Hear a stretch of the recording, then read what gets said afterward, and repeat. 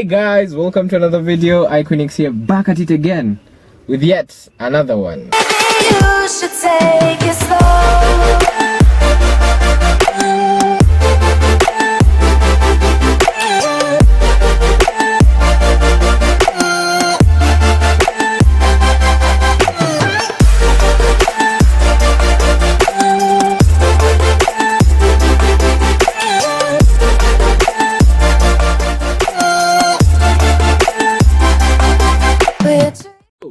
In this video, according to the title, I'll be talking about cars that were assembled in Kenya or are being assembled in Kenya.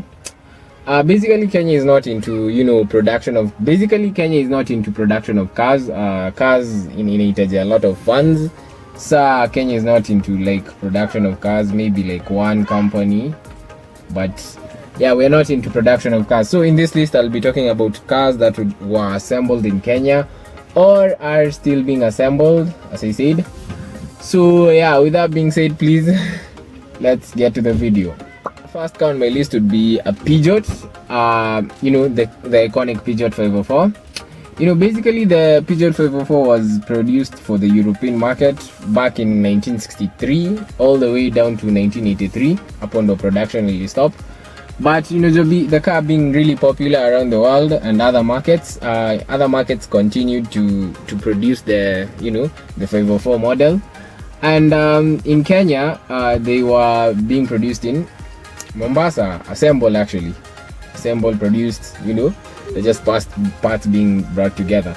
So in Kenya, we produced the car all the way down to 2004. That was like some time back, like 2004.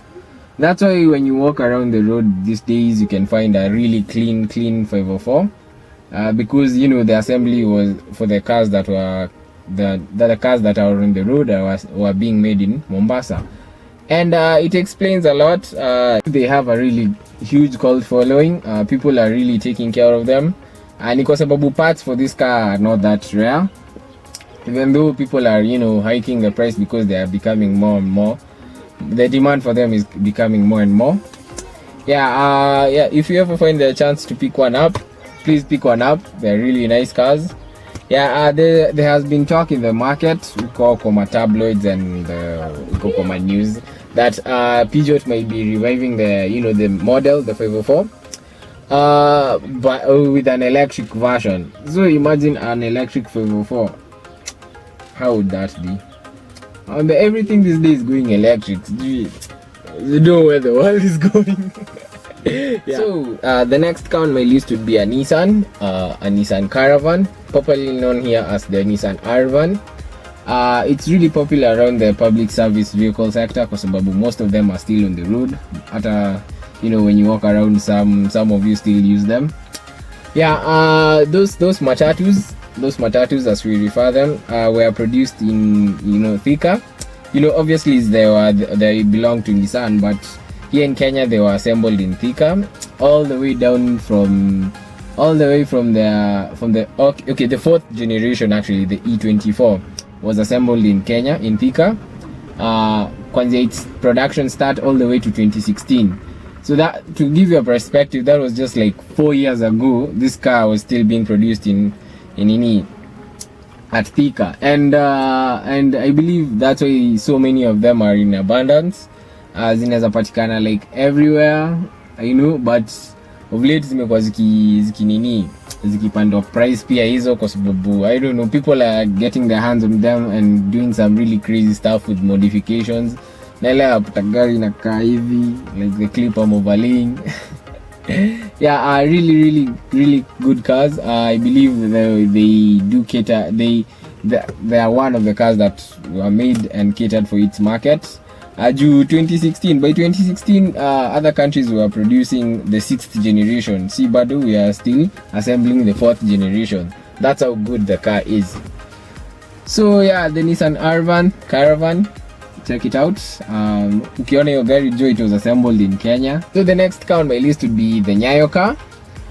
Basically, back when the president of Kenya was Daniel Toroitich arap Moi, the late. Back when he was in power, the late, He gave the University of Nairobi a project to, construct or build a car for the Kenyan market, so that we could, have something of our own. And those are really good efforts. I believe that was a really nice thing to do. Yeah. And alipatia University of Nairobi. So University of Nairobi came up with 5 prototypes, 5 cars, called the Nyoka. And basically the project wasn't so successful. Ilikuwa na sifa zake, ilikuwa na controversy zake, but it was a good initiative by the president, and I believe it was something really nice. If it inge crop up, it was something really good. Tungekuwa na something of ours of which we produce and sell to ourselves. I don't know if you guys don't understand what I'm saying. Anyway, the Nyoka did collapse because of lack of funds. The company or whatever the activities it was doing, whoever was under it, waliacha produce, end up to produce other stuff, mechanical stuff or some other stuff, just some stuff. The Nyoka, the prototypes are still there. Niliona Citizen the other time walifanya a feature on it, which was really nice. I would advise you to pia mwende muangalie muone how the car was, to just know more about the car. The next car on my list would be a Volkswagen. I believe we all know Volkswagens, from the Beetle all the way to the GTIs and the Mark whatevers. Najua we know. So, Volkswagen has mainly in the past been concentrating production in North Africa and South Africa. They do have plants there that produce Volkswagen. Hence, the Volkswagen being really popular in the South African market. Those guys really tunes the hell out of those cars. So, so recently they turned their attention to the Kenyan market, East Africa. So, and they launched a plant in Kenya, in Thika, in which it will assemble the well-known Polo Vivo. That is what they call it, Polo Vivo. And during the launch, they rolled out the first one, and President was there, His Excellency Uhuru Kenyatta. He was there to launch the plant, and of which it was a good thing. Unajua, Volkswagen is a really synonymous car around the world. The Volkswagen brand, not car. And I believe at least itakuwa a little bit cheaper on our side, because Volkswagen are really good cars. So at least labda you drive down the price. Younger guys can be able to afford it. So the Volkswagen Vivo, check it out, really nice car. After doing some research on this, jajua if they are still producing it, I'll go back and confirm. So the Polo Vivo. The next car on my list would be a Mahindra. To be specific, the Mahindra Scorpio pickup truck. Basically, Mahindra is an Indian, car manufacturer. Really popular in India. And they decided to focus their attention kiasi huku East Africa pia hao. And I think they contracted a plant in Mombasa to construct the Mahindra Scorpio. It is a truck, designed for the African terrain, so that's why the car is actually kind of high compared to other. But that car, I've had some reviews about it from people who own them, and they really have praises for that car. People say they're really tough. So the last car on my list would be a Mobius. The Mobius. Basically, the Mobius Motors is a startup OEM company founded in 2010. Basically to create cars for the African market. It's based in Kenya. Its HQs are in Mombasa Road. If you go Mombasa Road hapo, I think hapo karibu na Samia, I think it's there. Unaweza wenda kuona moja. And that is a car that is African made, Kenyan made. One of the few cars you can say that actually belongs to Kenya. It's a really popular car, but the price tag. The big problem is the price tag. It's around 1.1 M to own one of those cars, and they're kind of expensive for the young generation. So naonaga like people, not a lot of young people own them, I believe. So labda niambie Mobius wapunguze bei tuweze kuafford hizo gari. Because actually they look really nice. The cars really look really nice, and najoga it has that outdoor car look to it. And every time moja inipita, I'm really just so amazed. Jubado sijapata the chance to drive one. Nikipata the chance, maybe nita make a video about it. So yeah, Mobius, I believe this is a really good initiative. It's privately owned. I wish other private guys would, come up pia wajaribu ku, start up a car company. We never know.